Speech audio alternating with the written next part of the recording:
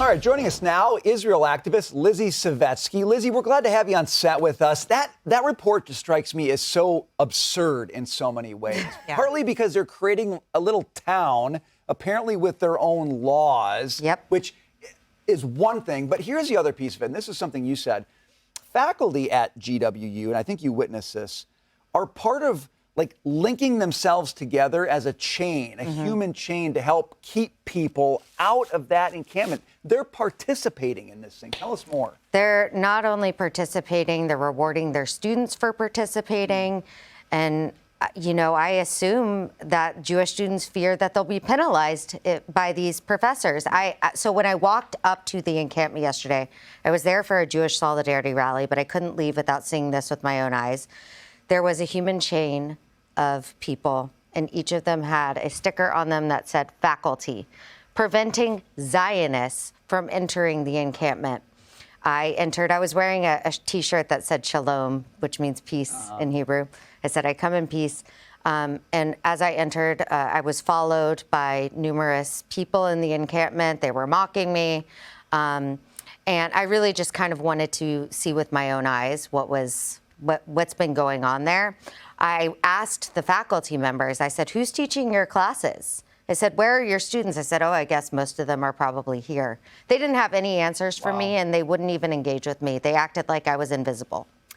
We talk about anti-Semitism and how it's been brewing in this country on university campuses and elsewhere for years now, that it just needed this opening to be able to rise up and bubble up to the top.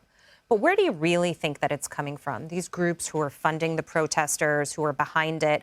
When I look at it, I think they want to wipe Israel off the face of the earth because they are globalists and they don't want stabilization in the Middle East. Yeah. Israel and being our ally there creates a little bit of a foothold, and that there is a larger geopolitical, what's the word I'm looking for, kind of schematic for this that doesn't include Israel existing in the region. It's exactly right. And I think a lot of the students who have been brainwashed and indoctrinated into participating in this don't even really understand that this isn't just about Israel. And when we hear from the river to the sea, that is a call to wipe Israel off the map, as we know, but many people out there don't know. Also, chants like globalize the Intifada. An Intifada is a call for a violent uprising. We had 2 of those in Israel. And thousands of people were murdered in bus bombings, stabbings, shootings. And, you know, people don't even understand what it is that they're chanting about and what they're calling for. But this is not just anti-Israel. This is really anti-America as well. This is anti-democracy. What then is the prescription to move forward? It's a hard question, I know.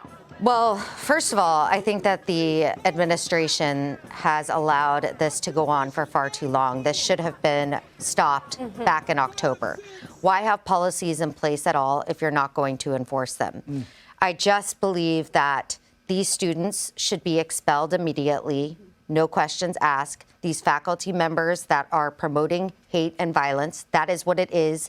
We should not try to convince ourselves that this is peaceful, because I was speaking to a senior at GWU yesterday who told me she was fearing to walk past the encampment because if they recognize her, she fears for her life. And she said, I want to be able to graduate. These students have the fear of their lives happening. And so they really need to crack down and enforce their campus policies. These students are protesting without permits, and they're allowing outside agitators to come onto their campuses as well. So why is that allowed? And they're not allowing Jewish students and faculty on the campus. You know, you make such a good point. It's not only anti-Israel, but it's anti-American and it's anti-order. It's a very big thing, and it goes to the root of what it means to live in a civilization. Lizzy, we got to leave it there. Great to see you. Thanks for being with us. Thank you so much for having me. I appreciate you guys. You bet.